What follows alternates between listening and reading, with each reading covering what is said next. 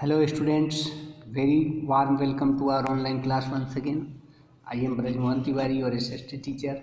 Today I am going to teach you History chapter 8 and the topic is Education and British Rule अर्थात शिक्षा और British शासन. In this section we will discuss on education and British rule. इस खंड में हम शिक्षा और ब्रिटिश शासन पर चर्चा करेंगे. Besides this, in this chapter you will learn about the indigenous system of education. इसके अलावा इस अध्याय में आप भारत में स्वदेशी शिक्षा प्रणाली के बारे में जानेंगे और पढ़ेंगे. About the British policies of education in India. Bharat में अंग्रेजों की शिक्षा नीति के बारे में आप पढ़ेंगे. About the role of enlightened Indians in spreading Western scientific education. इसके अलावा इस अध्याय में आप भारतीय प्रबुद्ध नागरिकों की भूमिका के बारे में पढ़ेंगे कि पश्चिमी वैज्ञानिक शिक्षा के प्रसार में भारतीय प्रबुद्ध नागरिकों का क्या भूमिका थी. And at last about the growth of national educational institutions in India. और अंत में भारत में राष्ट्रीय शैक्षणिक संस्थानों के उदय या विकास पर चर्चा करेंगे. Let us start now. In ancient times, people in the Indian subcontinent used to get educated in the Gurukuls, but today we study in schools with English or Hindi as the chief medium of instruction. प्राचीन काल में भारतीय उपमहाद्वीप में जो लोग थे वे गुरुकुल में शिक्षित होते थे. उनकी शिक्षा दीक्षा गुरुकुल से पूरा होती थी. But today we study in schools with English और Hindi as the chief medium of instruction. लेकिन आज हम विद्यालयों में पढ़ते हैं और हमारी पढ़ाई का मुख्य माध्यम या तो हिंदी या अंग्रेजी होता है. So when did this transition actually take place. तो प्रश्न उठता है कि गुरुकुल वाली जो शिक्षा प्रणाली थी उसमें परिवर्तन कब और कैसे हुआ. We will learn about this transition in this chapter. हम लोग इसी बदलाव या परिवर्तन के बारे में इस अध्याय में पढ़ेंगे और समझेंगे. Now come to the main topic, indigenous education system अर्थात स्वदेशी शिक्षा प्रणाली.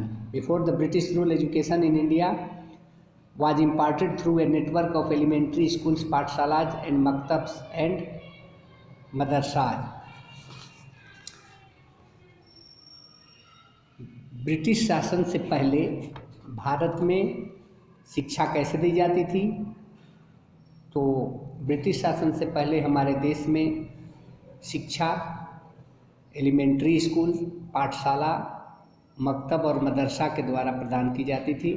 However the courses were based on the old text like the Vedas and their commentaries which had not kept pace with the changes in the world. लेकिन जो course होते थे, पाठ्यक्रम होते थे, वे पुराने ग्रंथों के आधार पर आधारित होते थे. जैसे वेद और जो वेद में लिखे हुए जो मंत्र थे, सूक्त थे, वही पढ़ाया जाता था. जो संसार में या दुनिया में जो बदलाव हो रहा था उसके साथ कदम नहीं मिला पा रहे थे.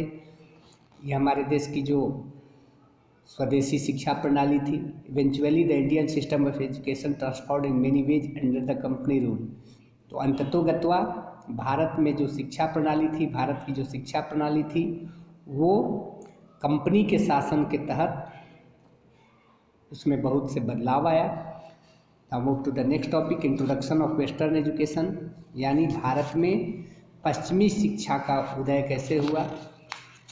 East India company The East India Company showed very little interest in the promotion of education in India. East India company ने भारत में शिक्षा के प्रचार प्रसार में बहुत ही कम रुचि दिखाया. उन्होंने न के बराबर रुचि ली. Only a few educational institutions were set up to ensure a steady supply of Indian employees to the law courts run by the company in India. और जो थोड़े बहुत शैक्षणिक संस्थान उनके द्वारा स्थापित किए गए उनका मकसद केवल यह था कि भारत के कर्मचारियों की सेवा ली जाए. यानी भारत में जो कंपनी के द्वारा लॉ कोर्ट्स चलाए जाते यानी अदालतें चलाई जाती थी उसमें उनका काम सुगमतापूर्वक हो, इस वजह से उन्होंने उच्च शैक्षणिक संस्थान स्थापित किए थे। Their knowledge of classical language was utilised by the British to establish correspondence with the native state. यानी भारत के लोगों की जो क्लासिकल लैंग्वेज थे, उनकी जो जानकारी थी उन्हें, उसका फ़ायदा उठाने के लिए अंग्रेज़ों ने जो नेटिव स्टेट्स थे उनसे अपना संचार, उनसे संवाद बनाए रखने के लिए भारत के लोगों का वो मदद लेते थे। The first institutions of such types were the, और ये संस्थान जो उन्होंने स्थापित किए थे वो इस प्रकार थे। Calcutta Madrasa set up by Warren Hastings in 1781 for the study of Muslim law and related subjects. 1781 में वारेन हेस्टिंग्स ने कलकत्ता में एक मदरसा बनाया और इस मदरसा का बनाने का उद्देश्य था मुस्लिम कानून का अध्ययन करना और उससे रिलेटेड जो विषय थे उसका अध्ययन करने के लिए उन्होंने कलकत्ता में एक मदरसा सेटअप किया। Sanskrit college was established by Jonathan Duncan at Banaras in 1791 for the study of Hindu law and philosophy.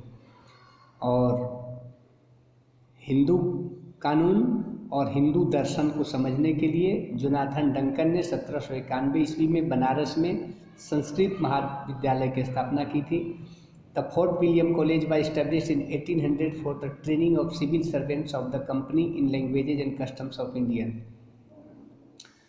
और 1800 ईस्वी में फोर्ट विलियम कॉलेज की स्थापना की गई और इस कॉलेज की स्थापना का उद्देश्य ये था कि जो सिविल सर्वेंट्स थे यानी बड़े अधिकारी थे उनको भारतीय रीति रिवाज और भाषाओं का प्रशिक्षण दिया जाए, इस वजह से इसकी स्थापना की गई थी। Now move to the next page. Christian missionaries, यानी भारत में शिक्षा के प्रचार प्रसार में क्रिश्चियन यानी ईसाई मिशनरियों का क्या भूमिका थी। During the 19th century, English missionary activists like Charles Grant and William Wilberforce compelled the East India Company to give up its policy of non-intervention in education। तो 19वीं शताब्दी के दरमियान जो इंग्लिश मिशनरी थे और उनके जो कार्यकर्ता थे, जो एक्टिविस्ट थे, जैसे चार्ल्स ग्रांट और विलियम विल्बरफोर्स, इन्होंने ईस्ट इंडिया कंपनी को अपनी नीति में बदलाव लाने के लिए बाध्य किया। यानी जो ईस्ट इंडिया कंपनी की जो नीति थी कि हम भारत के शिक्षा प्रणाली में कोई दखल नहीं देंगे, तो इन एक्टिविस्टों ने कंपनी को बाध्य किया कि आप इस नीति का परित्याग करिए और शिक्षा के लिए कुछ कीजिए। They thought that modern education would destroy the faith of the Indians in their own religions and they would follow Christianity. यानी उनका मानना था कि जो आधुनिक शिक्षा है वो भारतीयों का जो विश्वास है उसे नष्ट कर देगा, अपनी धर्म के प्रति उनका जो विश्वास है वो छोड़ देंगे और क्रिश्चियनिटी यानी ईसाइयत को अपना लेंगे, उनका ये मानना था। Now come to the next topic, change in British policy, यानी ब्रिटिश नीति में बदलाव। The first step towards the educational development of India was taken by the British rulers after the charter act of 1813। यानी भारत में जो शैक्षणिक विकास के तरफ जो पहला कदम था वो 1813 ईस्वी के चार्टर एक्ट के बाद आया, अंग्रेजों के द्वारा, अंग्रेज शासकों के द्वारा। This act sanctioned at least 1 lakh रुपये फॉर एजुकेशन। इस कानून में कम से कम शिक्षा के लिए कम से कम 1 लाख रुपए मंजूर किए गए थे। Charles Grant is considered to be the father of modern education as it was because of his efforts that Charter Act of 1813 came into force। Charles grant को आधुनिक शिक्षा का जनक कहा जाता है क्योंकि उनके प्रयास से ही 1813 ईस्वी में चार्टर एक्ट पारित हुआ था। However, the Charter Act had failed to clearly state what should be the medium of instruction, English or Indian languages। लेकिन चार्टर एक्ट जो था वो यह बताने में असफल हो गया कि शिक्षा का माध्यम अंग्रेजी हो या भारतीय भाषाएं। It was also ambiguous about the means of expanding English education in India और whether education should be given to all और a selected few. Now move to the next topic, orientalist and anglicist debate. यानी दो वर्ग थे, एक orientalist और दूसरा Anglicist. इनके बीच जो एक विवाद हुआ, इनके बीच जो विवाद उत्पन्न हुआ उसके बारे में अब हम पढ़ेंगे। There abide two groups, the orientalist and the anglicist in the field of education. यानी शिक्षा के क्षेत्र में दो समूहों का उदय हुआ, एक ओरिएंटलिस्ट और दूसरा Anglicist. The education policy of the British government in the late 18th and early 19th century was influenced by the Orientalists such as William Jones and Colebrook. यानी विलियम जोन्स और कोलेब्रुक के द्वारा 19वीं शताब्दी के प्रारंभ में जो शिक्षा नीति थी वो प्रभावित हुई। They got the Sanskrit and Persian text translated into English to understand the Indian culture। उन्होंने संस्कृत और फारसी पुस्तकों का अंग्रेजी में अनुवाद कराया। क्यों करवाया? ताकि उन्हें भारतीय संस्कृति का ज्ञान हो, उसे समझने के लिए। From around 12, many British, James Miller and Macaulay being the prominent ones, became ardent critics of the Orientalists। They believed that the education imparted through Sanskrit and Persian text were unscientific। लेकिन कुछ अंग्रेजी विद्वानों जैसे James Miller और Macaulay ने ये ओरिएंटलिस्टों का जो सिद्धांत था उसके आलोचक हो गए। उनका मानना था कि संस्कृत और फारसी में जो शिक्षा, फारसी माध्यम से जो शिक्षा दी जा रही है वो वैज्ञानिक नहीं है, वो अवैज्ञानिक है। The Orientalists wanted to promote Indian education through the medium of classical language such as Sanskrit, Arabic and Persian। यानी जो ओरिएंटलिस्ट थे वो भारत में शिक्षा को जो प्रचार करना चाहते थे वो संस्कृत, अरबी और फारसी भाषा में वो चाहते थे कि भारत में शिक्षा का प्रसार हो। The Englishist on the other hand supported the promotion of Western learning through the medium of English language। लेकिन जो एंग्लिसिस्ट थे वो भारत में शिक्षा का प्रसार पश्चिमी शिक्षा माध्यम अर्थात इंग्लिश भाषा में करना चाहते थे। Enlightened Indians such as Raja Ram Mohan Rai also exerted pressure on the government to promote modern secular Western education, since they thought that Western education was the remedy for the social, economic and political ills of the country। और जो प्रबुद्ध नागरिक थे भारत के जैसे राजा राम मोहन राय, उन्होंने भी सरकार पर दबाव डाला कि भारत में आधुनिक धर्मनिरपेक्ष पश्चिमी शिक्षा का प्रसार हो, जिससे कि भारत का जो सामाजिक, आर्थिक और राजनीतिक बुराइयां हैं वो देश से मिट जाए। Now move to the next topic, Macaulay's system of education. The anglicist orientalist controversy was put to an end in 1835 when lord Macaulay's minute stated that the limited government resources were to be devoted to teach western sciences and literature through the medium of English alone. तो ये जो विवाद था Anglicist और orientalist, ये विवाद 1835 में समाप्त हो गया जब मैकाले ने अपना एक सिद्धांत दिया कि भारत में limited government resources were to be devoted, यानी सीमित सरकारी संसाधनों के माध्यम से पश्चिमी शिक्षा यानी विज्ञान और साहित्य को पढ़ाया जाए, जिसका माध्यम केवल अंग्रेजी हो। Under the Macaulay's system of education Persian was abolished as the court language and was substituted by English. और मैकाले के द्वारा जो शिक्षा प्रणाली विकसित की गई उससे फारसी भाषा को हटा दिया गया, जो वो दरबारी भाषा था उसके जगह पर अंग्रेजी को शामिल कर लिया गया। The printing of English books was made free, यानी अंग्रेजी की पुस्तकों की जो प्रिंटिंग थी उसे फ्री कर दिया गया, मुफ्त कर दिया गया। This were available at relatively low price, जिससे कि वो अपेक्षाकृत कम मूल्य पर उपलब्ध हो गए। 42 schools were set up by 1842 and Bengal was divided into 9 educational zones by Governor General Auckland। 1842 तक भारत में 42 यानी 42 स्कूल खोल दिए गए और बंगाल को 9 शैक्षणिक जोन में बांट दिया गया। और ये काम उस समय के गवर्नर जनरल ऑकलैंड ने किया। Each zone was to have it government school, यानी हर जोन में एक सरकारी स्कूल कंपलसरी कर दिया गया। Now move to the next page, Woods Dispatch 1854. In 1854, Charles Wood prepared a dispatch on an educational system for India.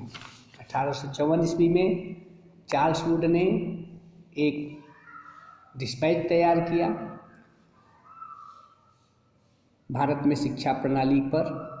This document was the first comprehensive plan for the spread of education in India and was considered the Magna carta of English education in India.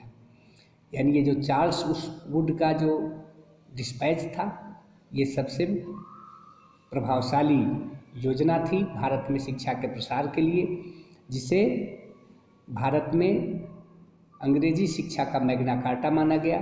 The main recommendations of the dispatch were, तो ये जो मुख्य सिफारिशें थी woods dispatch की वो इस प्रकार थी. The government of India was asked to assume responsibility for education of the masses, thus repudiating the downward filtration theory at least on paper.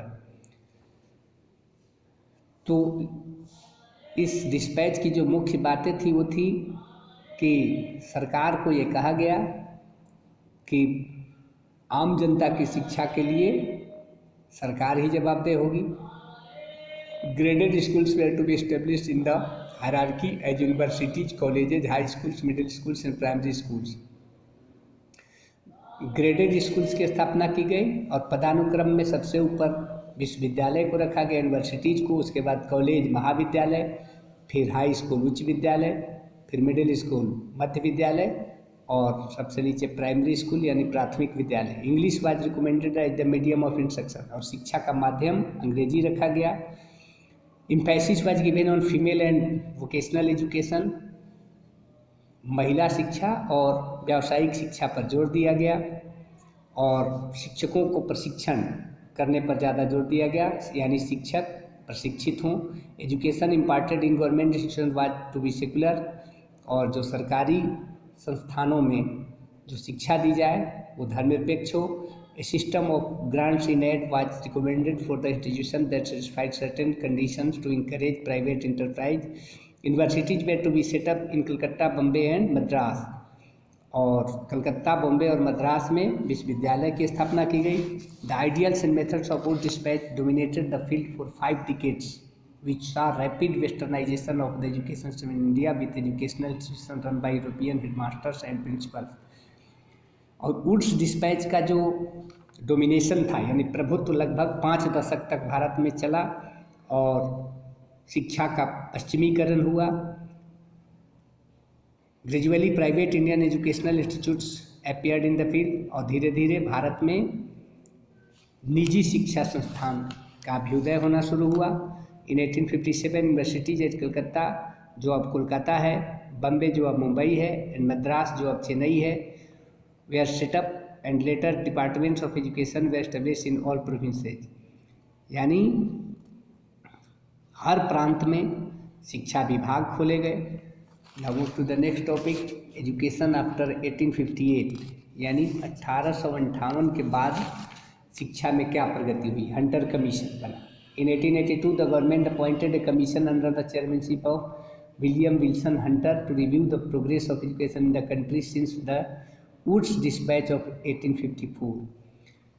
1882 ईस्वी में सरकार ने विलियम विल्सन हंटर के अध्यक्षता में एक आयोग का गठन किया, आयोग नियुक्त किया, और इस आयोग का काम था कि देश में शिक्षा की प्रगति का समीक्षा करना. The Hunter commission mostly confined its recommendation to primary and secondary education, और ये हंटर कमीशन ने अपना जोर प्राथमिक और माध्यमिक शिक्षा पर ज़्यादा जोर दिया. The next 2 decades saw rapid growth and expansion of secondary and collegiate education with the participation of Indian, यानी भारतीय की भागीदारी के साथ अगले 2 दशक तक भारत में माध्यमिक और कॉलेजिएट शिक्षा का प्रचार प्रसार हुआ. Universities were set up like the Punjab university and Allahabad university, और इसी दरमियान पंजाब विश्वविद्यालय और इलाहाबाद यूनिवर्सिटी की स्थापना हुई. Now the next topic, Raleigh commission. The Raleigh commission was set up in 1902 ईस्वी में राले आयोग की स्थापना की गई थी। It was set up to suggest measures to improve the conditions of Indian university. और इस कमीशन की स्थापना भारत में विश्वविद्यालयों की दशा को सुधारने के लिए किया गया था कि ये इन विश्वविद्यालयों को की दशा कैसे सुधारा जाए। Based on it's recommendation the Indian universities act was passed in 1904 under Lord Curzon. तो ये राले कमीशन के सिफारिश के आधार पर लॉर्ड कर्जन के अधीन भारतीय विश्वविद्यालय कानून पारित हुआ 1904 ईस्वी में। The nationalist condemn the act for the increase governmental control over the university. तो भारत के जो राष्ट्रवादी नेता थे उन्होंने इसकी कड़ी आलोचना की, क्योंकि उन्हें लगता था कि विश्वविद्यालयों पर सरकार का अनावश्यक नियंत्रण बना हुआ है। They saw it as an attempt to restrict education and to discipline the educated to show loyalty to the government। यानी जो हमारे राष्ट्रवादी नेता थे उनको लगता था कि इसके द्वारा जो ब्रिटिश शासक हैं वो सरकार के प्रति डिसिप्लिन दिखाने के लिए लोगों को शिक्षित कर रहे हैं कि वो ब्रिटिश सरकार के प्रति वफादार हों। Now come to the next topic, Wardha scheme of education. यानी शिक्षा के लिए वर्धा योजना का प्रतिपादन हुआ। Mahatma Gandhi and the Indian National Congress thought that western education had created a gulf between the educated few and the masses. Mahatma Gandhi और जो भारतीय राष्ट्रीय कांग्रेस थी उनका मानना था कि पश्चिमी शिक्षा जो है वो पढ़े लिखे बहुत कम लोगों और आम जनता के बीच एक बहुत बड़ी खाई पैदा कर दिया है। The Congress organize a national conference on education in October 1937 in Wardha. तो कांग्रेस ने अक्टूबर 1937 ईस्वी में शिक्षा पर एक राष्ट्रीय समारोह या सम्मेलन बुलाया और ये सम्मेलन वर्धा में बुलाया गया। In light of the Wardha scheme of basic education the Zakir Hussain committee formulated A detailed national scheme for basic education. तो वर्धा में जो बैठक बुलाई गई इसमें जाकिर हुसैन के नेतृत्व में एक कमेटी का गठन किया गया जिसने राष्ट्रीय योजना यानी बेसिक एजुकेशन पर राष्ट्रीय योजना का निर्माण किया। The main principle behind this scheme was learning through activity. तो जो जाकिर हुसैन का जो मुख्य सिद्धांत था वो था कि शिक्षा दिया जाए और शिक्षा लर्निंग थ्रू एक्टिविटी यानी क्रियाकलाप के द्वारा शिक्षित किया जाए। It was based on Gandhian ideas published in a series of articles in the weekly Harijan. और ये जो सुझाव था ये गांधी जी का जो वीकली पत्रिका निकलती थी हरिजन, उसमें जो उनके विचार थे उसी के आधार पर लर्निंग थ्रू एक्टिविटी योजना को लागू करने का निर्णय लिया गया। Now move to the next page, limitations of British policies of education. तो जो अंग्रेज़ों की जो शिक्षा नीति थी उसकी कुछ सीमाएं थी। The British wanted to use modern education to strengthen the foundations of their political authority in India. यानी अंग्रेज जो थे वो आधुनिक शिक्षा को इसलिए यहाँ पर लागू करना चाहते थे ताकि उनका जो राजनीतिक सत्ता है वो भारत में उसकी नींव मजबूत हो जाए। यहाँ पर मास एजुकेशन वाज नेग्लेक्टेड, यहाँ पर आम जनता की शिक्षा को उपेक्षित किया गया। The traditional system of Indian learning gradually declined. तो भारत में जो परंपरागत शिक्षा प्रणाली थी धीरे धीरे उसका पतन हो गया। Education of women was highly neglected और महिला की शिक्षा को भी उपेक्षित किया गया। The British followed the downward filtration theory where they believed that educating a few Indians would enable them to educate to masses। यानी अंग्रेजों का मानना था कि कुछ लोगों को शिक्षित कर दिया जाए जो बाद में आम जनता को पढ़ाएंगे, but in practice this never work. लेकिन व्यवहार में ये कभी सफल नहीं हुआ। There was no sort of scientific और technological education for the Indians under British rule. और अंग्रेजी शासन के तहत भारत में तकनीकी शिक्षा पर और वैज्ञानिक शिक्षा पर ज़्यादा जोर नहीं दिया गया। Now move to the next topic, growth of national education यानी राष्ट्रीय शिक्षा का विकास या उदय। During the first quarter of the 20th century, Indian nationalist leader formed a National Council of Education to work out a strategy for imparting education to all sections of the society. यानी 20वीं शताब्दी के प्रथम quarter में जो भारत के राष्ट्रवादी नेता थे, इन्होंने समाज के सभी वर्गों को शिक्षा देने के लिए एक रणनीति बनाई. As part of the strategy they set up national schools and colleges like national Muslim university at Aligarh, जिसकी स्थापना सैयद अहमद बरेलवी ने किया था. Vishwa Bharati university at Shantiniketan, जिसकी स्थापना रविंद्रनाथ टैगोर ने की थी. Mohammedan Anglo Oriental college Aligarh में इसकी स्थापना हुई सैयद अहमद खान के द्वारा. some prominent national educational institution were, तो कुछ महत्वपूर्ण जो राष्ट्रीय शैक्षणिक संस्थान थे वो थे central Hindu school in Banaras, इसकी स्थापना एनी बेसेंट ने की थी. Mohammedan Anglo Oriental college in Aligarh 1875 established by Sayyid Ahmad Khan. ये राष्ट्रीय शिक्षा का उदय था और राष्ट्रीय विद्वानों के द्वारा इन शिक्षण संस्थानों की स्थापना की गई थी. एस्टेब्लिशमेंट ऑफ यूनिवर्सिटी, फिर विश्वविद्यालयों की स्थापना. Baroda university, the concept of establishing university at Baroda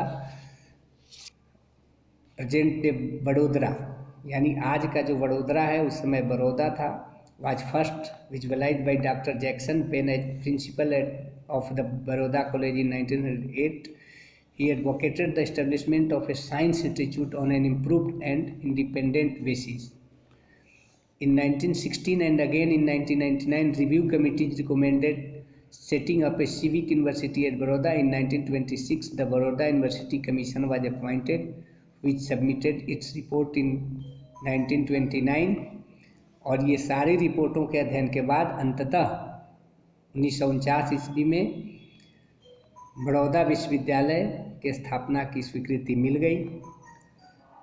now move to the next topic, university at Aligarh. The university grew out of the efforts of Sir Syed Ahmad Khan, who in the aftermath of the Indian Rebellion of 1857 felt that it was important for Muslims to receive modern education and become involved in the